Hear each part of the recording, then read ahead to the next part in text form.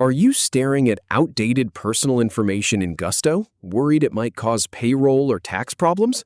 Master the exact clicks to update your name, tax ID, birthday, and phone in under 3 minutes.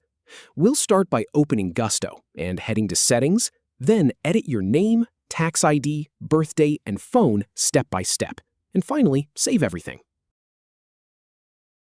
Go ahead and open Gusto. Then click on your profile icon.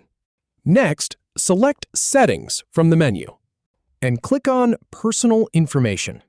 Click the Edit button to start editing. Type your first name in the field. Then type your last name. Now enter your taxpayer identification number. Click on the birthday field. Go ahead and choose your birth date.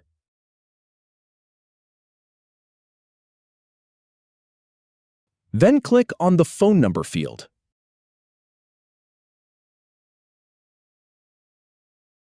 Type your number there.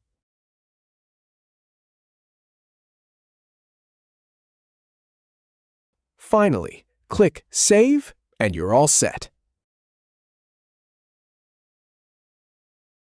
If you have any feedback, or if any info is inaccurate, please leave a comment below. We'll do our best to answer or redo the video if needed. Thanks for watching.